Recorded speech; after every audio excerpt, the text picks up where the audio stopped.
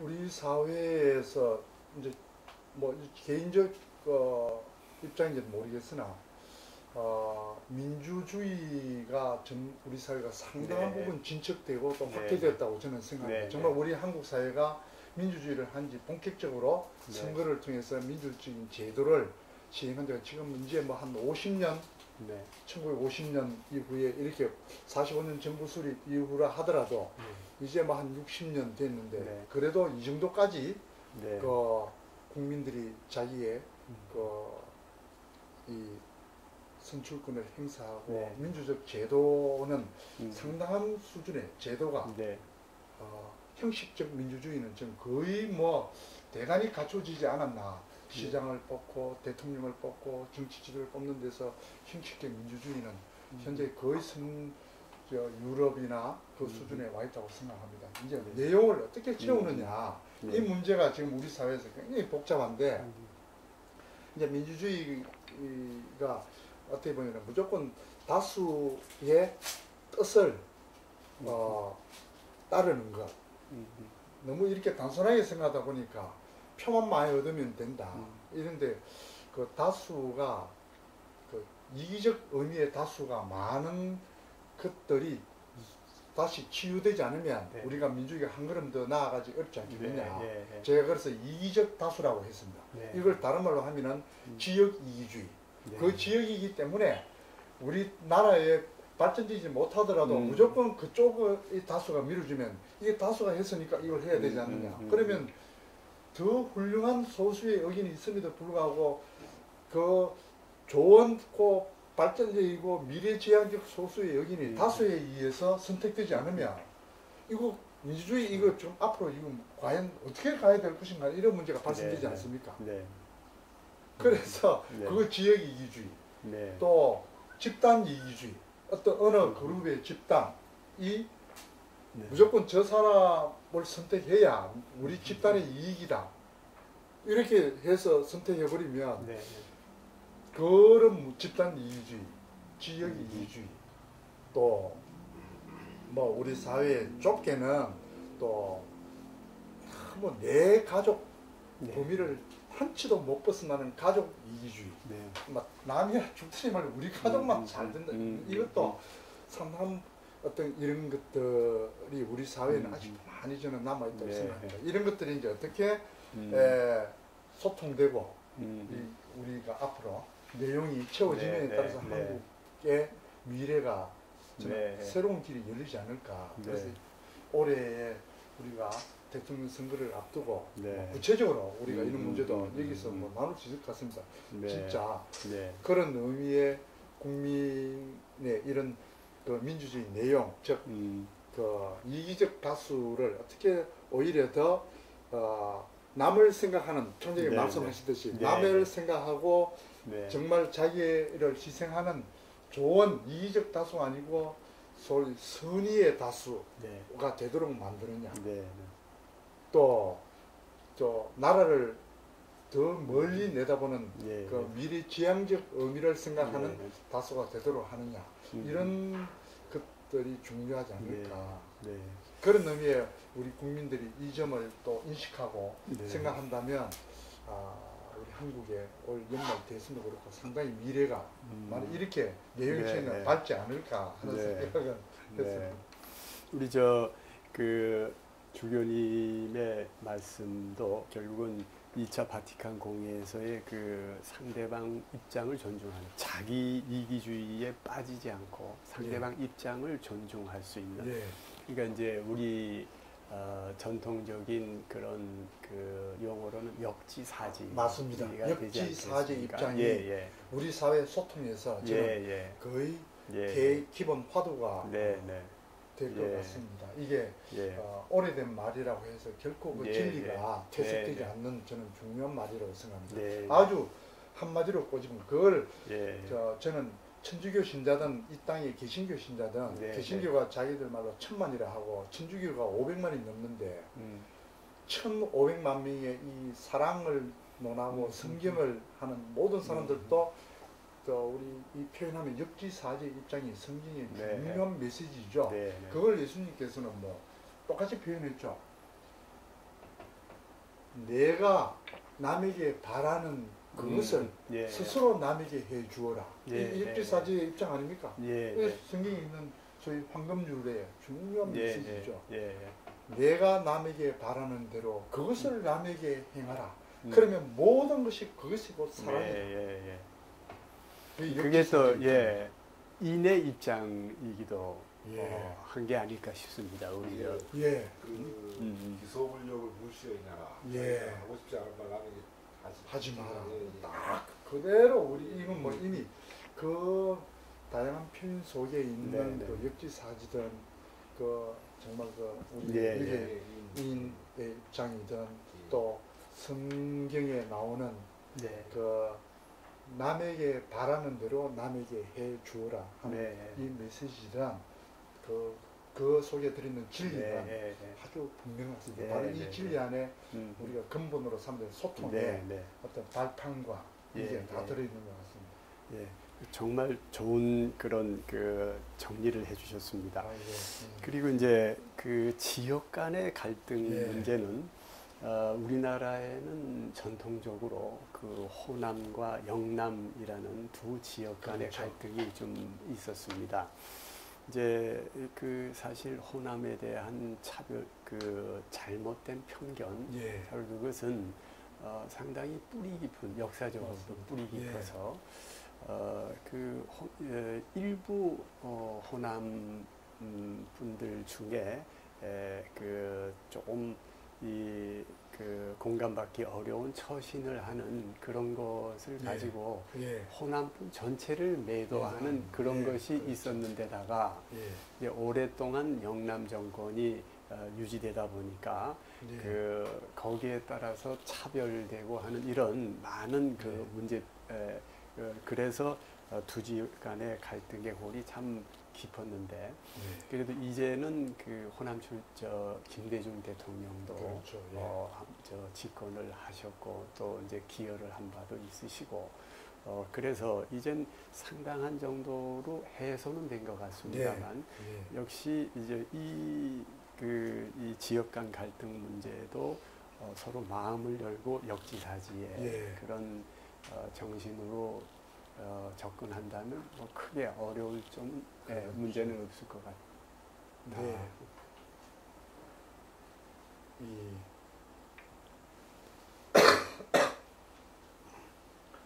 정말 이 호남과 영남의 문제는 제가 뭐 이런 것은 이제 하나의 경험적인 이야기인데 제가 1997년, 8년, 9년, 3년을 요 위에 있는 그 토현 성당에서 이제 주임 신부로 지냈습니다. 3년을. 거기가 부산에서는 전형적인 어떤 그 중산층에서는 아파트 지역이라고 할 수 있죠. 토목 주공 아파트. 이 교사들이 우리 그 토현문화 신자들만 하더라도 초등학교 교사, 중학교 교사, 고등학교 교사, 대학교 교수님만 하더라도 150명입니다. 한 성당에. 선생님들이 엄청나게 많았어요. 선생님들이 굉장히 중공아파트 특히 그리고 또 한양아파트, LG 아파트 그래 전형적인 그런 거죠. 신자가 약 제가 있을 때 4,500명. 매주일 오는 사람만 1,500명. 그러니까 이게 상당한 숫자 아닙니까? 우리 사회 어느새 매주일마다 1,000명 이상이 모여가지고 한 신부의 강론을 듣고 이게 1,000명을 모집하기 힘들지 않습니까? 자발적으로 오는 사람들이죠. 그것도 돈 내가면서. 그러니까 아니 뭐 우리가 돈 스스로 헌금하고 그 시간 내가지고 오는 사람이 매주일 1,500명씩 합쳐서 그런 있었는데 한 가지 제가 느낀 게 1년쯤 돼가지고 이제 신자들 대표를 저희들 회장이라 그럽니다. 이제 4,500명을 신자를 대표하는 사람이 회장인데 그 회장이 바꿀 때가 됐어요. 보통 임기가 2년 내지 3년입니다. 그럼 한 번 더 중임할 수도 있고 바꿀 수도 있고. 근데 그때 회장님이 이제 3년을 해가지고 요번에 꼭 바뀌어야 되는데 제 생각에는 지금 부회장님이 막 자연스럽게 우리 사회의 관행대로 회장을 하면 딱 좋겠다는 생각을 했어요. 그 본당 전체를 이제 협의하고 하는 사람을 사목협의회라 그럽니다. 그 협의회 회장. 그 이제 부회장이 호남 사람이에요. 그래서 나는 그 사람을 하면 좋겠다. 그분이 뭐 성실하고 뭐 인간적으로도 아무 문제도 없고 또 본당에 참 공동체를 위해서 열심히 자기가 봉사하고 하시는 분인데 모든 대부분의 그 영향력 있는 신자들이 전부 반대하는 거예요. 어떤 경우는 저를 몰래 찾아와가지고 신부님 그 사람 회장되면 절대 안 됩니다. 전라도이기 때문에 이어서 저 전라도 시켜놓으면 본당 이거 큰일 난다는 겁니다. 나는 그 사람이 왜 안 되느냐. 전라도가 뭐 어디 도둑질을 하나 그 사람이 사적인 걸 하는 게 뭐 있느냐. 내가 볼 때는 없다. 결사고 안 된다는 거예요. 전 그 청구하는 중요 직책을 맡은 신자 대표들이 도저히 우리는 저 사람 되면 전부 사표낸다는 거예요. 네. 제가 결국 회장을 못 시켰어요. 그 사람은 엄청난 상처를 받았습니다. 저 딴에는 지혜롭게 해가지고 이래란 사유 때문에 할 수 없이 회장을 이번에 이렇게 하기로 했다 하고 해도 도저히 이분이 좀 당연히 자기가 상처받은 거, 자기도 바로 이런 것들을 알 수 있는 거예요. 그래서 우리의 이 지역적인, 이 경상도 사람들의 지역적인 이 편향성은 맹목적이구나 하는 느낌을 제가 많이 받습니다. 네. 총장님 경험 안 하셨습니까? 이 본당에서는 그래서 이런 의미를 치유하고 소통하기 위해서는 이게 도대체 어디서부터 출발해야 될 것인가. 더구나 처음에 한 그 자기 이해관계 있는 정치적 선택에서는 이게 참 어렵지 않겠나. 그래서 오히려 막 근본적으로는 총장님께서 말씀하셨듯이 영남과 호남이 서로 문화적 교류를 하면서 서로 그 나눔을 많이 함으로써 이 없애야 되는 기간을 가져야 되고 그리고 또 두 번째로서는 이런 편의를 없애기 위해서 우리 영남민들 스스로도 호남민들에 대해서 호남 사람이기 때문에 이런 문제가 있다 하는 게 내 안에도 내재해 있다는 자기 각성을 가는 기회를 자주 가져야 된다고 생각합니다. 호남 사람들은 뭐 째째하다, 저 사람들은 뭐 말이 많다, 또 순전히 자기들끼리만 뭉친다 하는 그 요소가 우리 안에도 얼마나 들어있다 하는 것들을 우리 스스로가 많이 깨닫고 밝혀나가고 각성되어야 된다고 생각합니다. 그 내면의 성찰이 저는 우리 사회가 바로 이 소통 문제에서 각자 내면의 성찰이 많아야 돼야 이 소통, 이 역지사지도 이루어진다고 생각합니다. 그런 의미에서는 이 집에 이 문화공간 이름이 너무 마음에 들어요. 문질 빈빈에서 나오는 빈빈. 정말 소통이 되어서 찬란히 빛나기 위해서는 문과 질이 조화가 돼야 된다는 거예요. 문이 질을 압도하면은 유치하지 않습니까? 그래서 이 논어에 나오는 용어가 문성질, 즉 사, 그렇죠. 그리고 질이 문을 압도하면 질성문적야. 얼마나 거칠고 이기적이고 자기만 생각하고 한 발짝도 못 나가고 저는 야라는 말을 그렇게 해석하고 싶은데 그러니까 그 안과 밖이 조화된다는 뜻도 있지만 자기 성찰을 하지 않으면 늘 겉으로 나타나는 걸 가지고만 판단하는 거예요.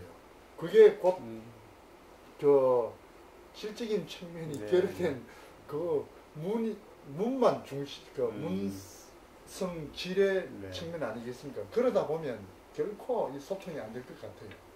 경상도 사람들은 자기도 그러는데 저거는 그런 거 생각 안 하고 늘 호남만 그런 게 있다고 칭하는 거예요. 경상도 안에 그런 요소가 얼마나 많은지 모릅니다.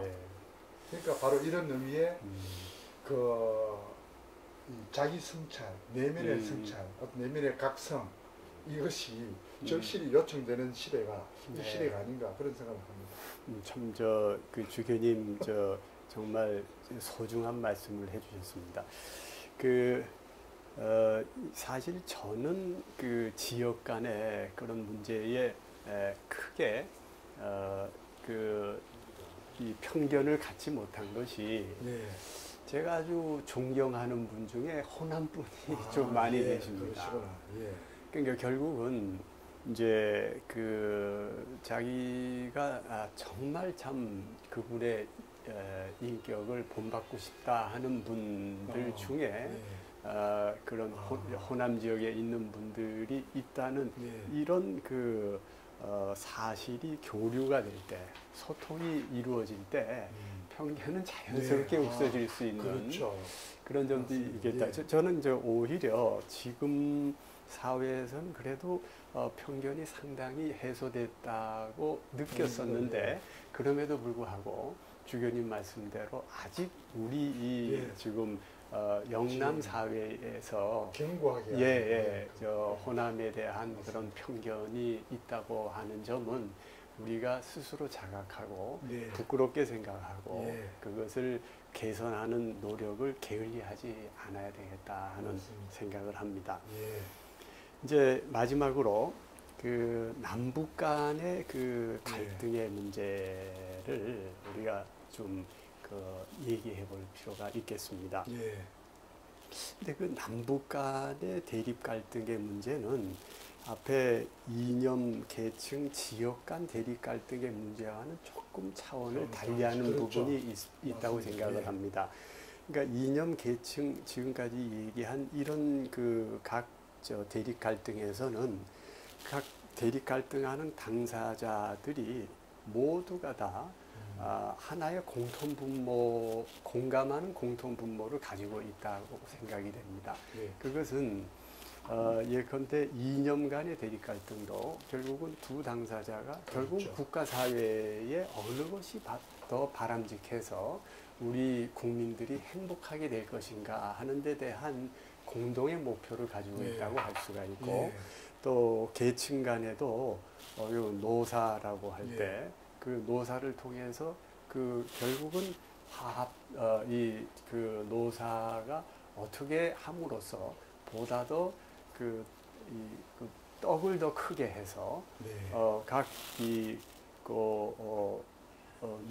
우리 근로자층이 보다 더 큰 복지를 갖고 경제적으로 윤택하게 되고 그리고 사용자 측도 어떻게 보면 보다 더 그 사업이 더 번창해서 자유 이익을 갖고 또 이제 보다 많이 근로자들에게 이익을 분배할 수 있을 것인가에 또한 공통분모가 있을 수가 있고 또 지역 간에도 결국은 국가사회가 같이 발전해야 된다고 하는 이런 그 공동의 가치가 있을 수가 있는데 그 남북 간에 있어서 그러한 것이 있을 수도 있음에도 불구하고 예를 들어서 이 북한에서 남한의 체제를 전복하고 그래서 이 전체를 이 적화 통일을 하겠다고 예컨대 그러한 생각을 하게 될 때에 결국은 이쪽 서로 대화하는 상대방, 소통하는 상대방의 입장을 근저해서 부정하는 전제를 가지고 있단 말이죠.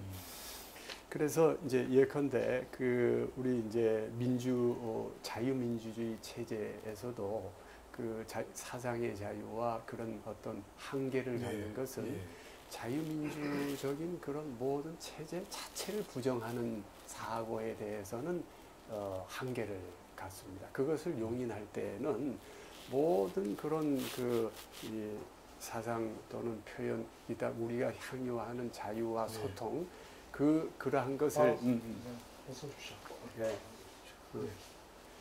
그것을 요 갈 때 되면 이야기할수 좀 쉬었다. 그럼 좀 쉬었다 할까요? 기다려 보실까? 그러시죠. 그 자유민주주의의 한계처럼 어떤 남북 간의 대화에 있어서도 우리가 이 북한과의 그 대립 갈등에 대해서 소통을 하려고 해도 북한이 남한의 체제를 전복하고 그리고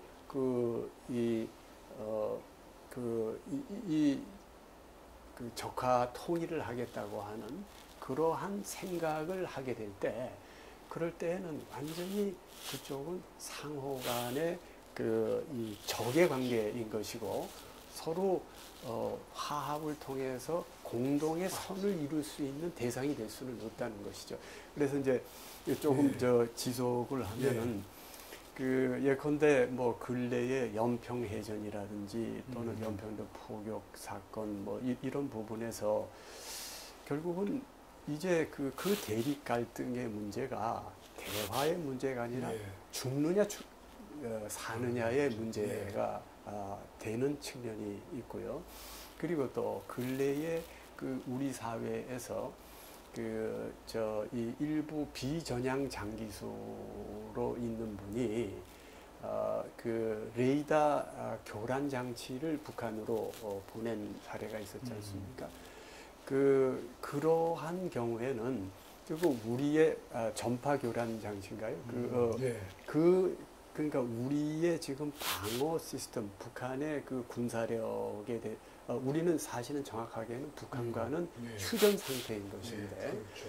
북한의 군사력을 저지하고 우리를 방어하는 국방에 대해 핵심적인 어떤 포인트가 와해될 수 있는 이 전파 교란 장치가 상대방에 넘어감으로써 이건 완전한 이적 행위로서 그렇게 될 때 상대방의 공격에 무력해지게 되면은 무수히 많은 우리의 젊은이들의 목숨이 앗아질 수 있다고 하는 이런 아주 절박한 현실이 있는 것이죠. 그래서 이런 부분에 대해서 단순히 소통이 되지 않는다는 것만으로 질책하는 것은 그것은 적절하지 않은 그런 접근인 것 같아.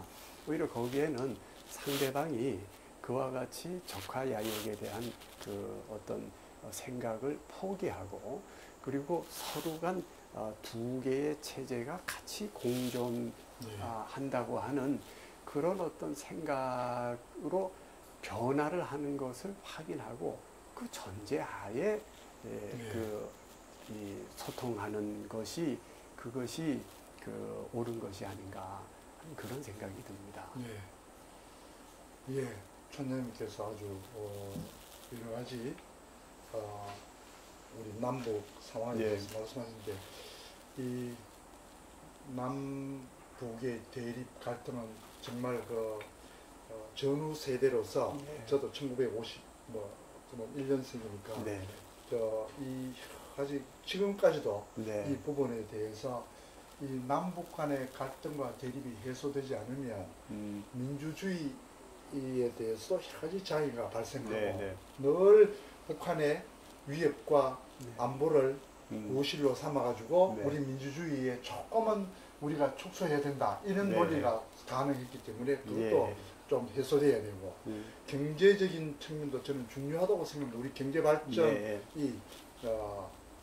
아주 필요하고 우리 경제 성장도 필요한데 우리나라의 미래를 위해서 이 경제적인 측면에서도 서로가 서로를 대립 갈등 이렇게 첨예해야 되는 시점에서 편안하게 일터라든지 이런 것들이 제대로 지켜지지 않는 측면도 있으니까 경제적인 측면도 장애가 되고 이 부분이 우리 대한민국이 앞으로 해내야 될 중요한 요소인 것 같은데 결국 군사력으로서는 이게 우리가 말하는 화해, 일치, 통일이 어렵지 않느냐. 어떤 무력으로 남쪽에서 무력으로 통일하든 북쪽에서 방금 총리께서 말씀하실 때 무력으로 통일하든 그런 의미의 통일은 결코 진정한 의미의 대립과 갈등의 해소는 아니다 하고 우리가 이 시대에 정말 정리해야 되는 것이 아닌가. 이것이 오늘 대담에서 저는 중요하다고 생각합니다. 이 대담에서 일치를 추구하면서 무력으로 일치하자 이러면은 오늘 대담은 그냥 군사적 무슨 그런 대담이죠. 정말 인문학적 의미. 또 저는 한 종교인으로서 사랑을 바탕으로 하고 또 총장님께서는 교양과 또 하나의 인간적 높은 덕성을 바탕으로 하는 그 소통 이거 완전히 배치되는 것이죠. 그래서 우리는 그쪽으로 화해와 일치를 추구하지 않을 수 없는데 작은 발걸음으로서 저는 결국은 현재로서는 이념을 우리가 보다는 현재로서는 작은 실제적인 의미의 도움과 협력과 또 나눔이라고 하는 이 작은 발걸음을 통해서 접근할 수밖에 없지 않겠는가 하는 생각을 하게 됩니다. 그것은 작은 우리 일상의 경험도 마찬가지죠. 이웃과 서로 극한적인 대립을 할 때에도 말 한마디를 통해서 비로소 그 이웃과의 소통은 출발하는 것이 아닌가. 100% 뭐 그 이웃이 이제 다 해결되었다. 우리 오늘부터 100% 서로 하자. 이게 굉장히 어려울 것 같습니다. 그거는 그 북한과 남한도 마찬가지입니다. 그래서 작은 발걸음. 예를 들면은 저 개성공단을 서로 뭐 일자리를 나누는 측면에서 또 남한은 자본을 저쪽에 투자해서 북한의 일자리를 만들어서 서로 하는 이 부분도 저는 작은 발걸음으로 생각하고 금강산 관광도 뭐 그런 불상사가 있었지만 또 그런 걸 통해서 하는 것도 하나의 발걸음이 되는 것이고 이런 것들을 앞으로 계속 발전시키고 해나가지 않으면 크게 북한이 모든 몽땅 자기 체제와 국민들의 모든 걸 다 몽땅 버리고 이제 하자 이런 게 불가능할 것 같아요. 이런 발걸음도 시작해야 된다고 생각합니다. 그래서 여기서도 마찬가지 역지사지의 입장, 남에게 바라는 대로 남에게 해 주어라 하는 그리스도적 입장이 발휘되어야 되지 않겠는가. 그러니까 우리가 북한에 바라지 북한도 우리에게 바라는 게 있을 것이고 그것을 우리가 먼저 한번 이렇게 발걸음을 띄면은 충분히 이 대립과 갈등의 이 소통의 길이 열지 않을까. 그래서 막 구체적으로 막 우리 여기서 정치적 입장을 논하는 건 아니기 때문에 그 조금이라도 이것을 생각하는 사람은 다 이것을 이 길에서 출발하지 않으면 안 된다 하는 것을 느끼고 있는 것 같았습니다. 어떤 뭐 정치적인 입장에서도 당연히 그렇지 않을까. 그래서 우리 천주교에서는 민족화해위원회라고 하는 걸 구상해서 어떤 형태로든 북한을 도움을 주자 하고 저희들이 지금 배우고 있습니다. 그래서 지금 우리 민화위에서는 북한에 병원을 하나 지어서 개원을 했습니다. 지금 이 상황에서도 물론 간접적으로 우리 정부가 다 인정을 했죠.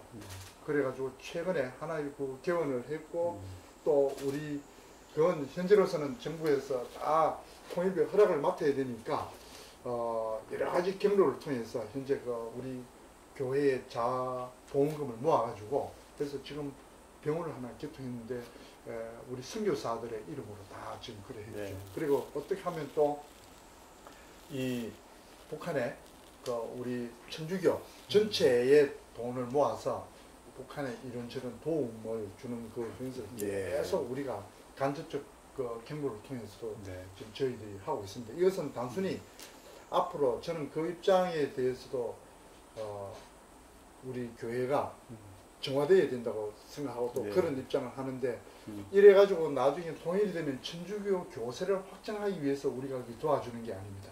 글자 그대로 방금처럼 대립과 갈등을 조금이라도 완화시키기 위한 노력을 우리부터 하지 않으면 어떻게 우리가 다른 사람에게 그 화해를 설교하고 화해를 강론하고 일치를 강론한 그 우리 실제인 의미가 어디 있느냐 이것부터 해야 되지 않느냐 해서 저희들이 이제 한국 교회 차원에서 하고 있습니다. 또 주교회의 차원에서도 이 부분에서 늘 우리가 민족화해위원회에 한 분과가 있고 거기 한 담당 전국 차원의 주교님이 계셔서 그것을 지금 진행해 나가고 있습니다. 꼭 뭐 저희들이 하는 일을 자랑하는 것 같은데 그런 뜻은 아니고 하여튼 이 발걸음을 하지 않으면